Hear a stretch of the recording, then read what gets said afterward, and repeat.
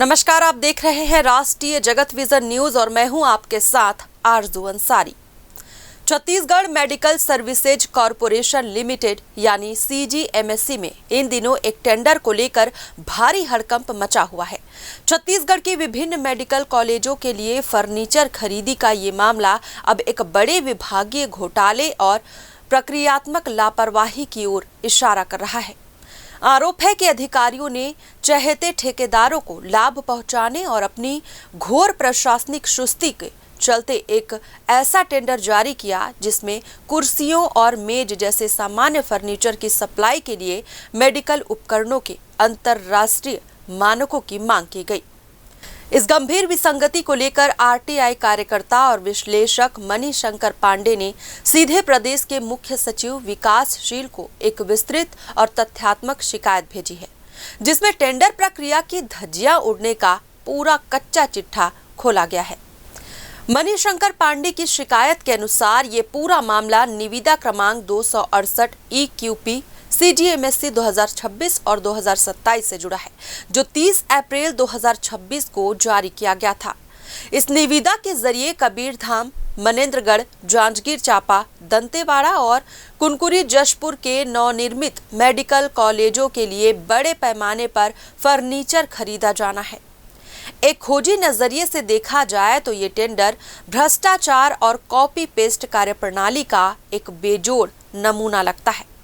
निविदा के दस्तावेजों में स्पष्ट रूप से CDSCO लाइसेंस, USFDA प्रमाण पत्र, WHO GMP प्रमाण पत्र, मेडिकल डिवाइस रूल्स 2017, AERB अनुमति और CPCB अनुमति जैसी जटिल शर्तें थोप दी गई हैं।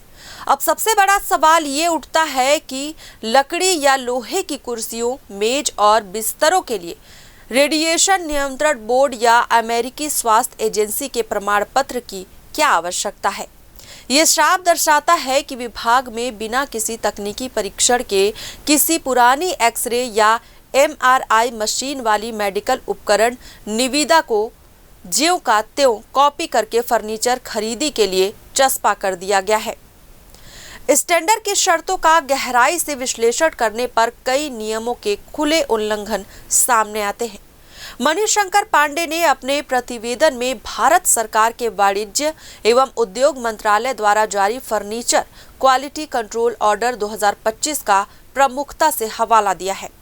इस आदेश के तहत वर्क चेयर के लिए IS 17631, जनरल पर्पज चेयर के लिए IS 17632, मेज के लिए IS 17633, स्टोरेज यूनिट के लिए IS 17634 और बिस्तरों के लिए IS 17635 जैसे भारतीय मानकों का पालन और उसका BIS प्रमाण पत्र अनिवार्य है।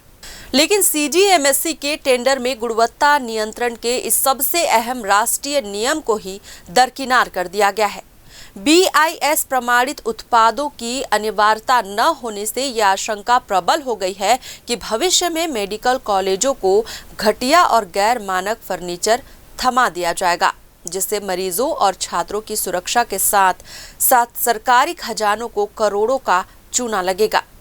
नियमों की अनदेखी का सिलसिला यही नहीं रुकता। छत्तीसगढ़ स्टोर परचेज नियम के नियम 4.2 उपनियम 2 में स्थानीय MSME और स्टार्टअप को टर्नओवर और अनुभव में कुछ देने का स्पष्ट प्रावधान है। राज्य सरकार की नीतियां स्थानीय उद्योग को बढ़ावा देने की बात करती हैं, लेकिन इस निविदा में 20 करोड़ रुपए का भारी भरकम औसत वार्षिक टर्नओवर और वह भी विशेष रूप से मेडिकल उपकरणों की आपूर्ति के लिए अनुभव के साथ मांग लिया गया है। यह अजीबोगरीब शर्त राज्य के वास्तविक फर्नीचर निर्माताओं और छोटे उद्यमियों को प्रतिस्पर्धा से पूरी तरह बाहर करने की एक सुनियोजित साजिश प्रतीत होती है। इसके अलावा संपूर्ण BOQ यानी सभी वस्तुओं की दर एक साथ अनिवार्य रूप से भरने की शर्त भी डाली गई है। इससे कोई भी श्रेणी विशेष का फर्नीचर निर्माता टेंडर में भाग नहीं ले पाएगा और इसका सीधा फायदा केवल बड़े कारपोरेट या सप्लायर सिंडिकेट को मिलेगा, जो हर तरह का सामान आउटसोर्स करके सप्लाई करते हैं। स्टोर परचेज नियमों के तहत यदि कोई सामग्री जेम पोर्टल पर उपलब्ध है तो उसकी खरीदी सामान्यतः उसी माध्यम से होनी चाहिए। ओपन टेंडर जारी करने से पहले क्या नियमानुसार जेम पोर्टल पर उपलब्धता की जांच की गई और वित्तीय सहमतियां ली गई, ये भी जांच का एक बड़ा विषय है। तकनीकी विनिर्देश तय करने के मामले में भी नियम 4.1 का घोर उल्लंघन हुआ है, क्योंकि एर्गोनॉमिक्स, लोड वेयरिंग क्षमता, कोटिंग और सामग्री की गुणवत्ता जैसे फर्नीचर विशिष्ट तकनीकी मापदंडों का टेंडर में कहीं कोई अता पता नहीं है। मणिशंकर पांडे ने ये मुख्य सचिव से मांग की है कि इस पूरे टेंडर की तत्काल तकनीकी और विधिक समीक्षा कराई जाए। उन्होंने अप्रासंगिक शर्तों को हटाकर एमएसएमई की निष्पक्ष भागीदारी सुनिश्चित करने और जरूरत पड़ने पर निविदा को निरस्त कर नए सिरे से BIS मानकों के अनुरूप जारी करने का आग्रह किया है। साथ ही टेंडर बनाने वाले गैर जिम्मेदार अधिकारियों की जवाबदेही तय करने की भी मांग उठाई गई है। अब देखना यह है कि राज्य का शीर्ष प्रशासन CGMSC की इस बड़ी प्रक्रियात्मक भूल या सुनियोजित खेल पर क्या एक्शन लेता है, क्योंकि ये सीधे तौर पर सार्वजनिक धन के दुरुपयोग और निष्पक्ष प्रतिस्पर्धा की हत्या का मामला है। फिलहाल इस खबर में बस इतना ही। देश प्रदेश की खबरों से अपडेटेड रहने के लिए हमारे चैनल को सब्सक्राइब करें और नई खबरों के नोटिफिकेशन के लिए बेल आइकॉन जरूर दबाएं। नमस्कार।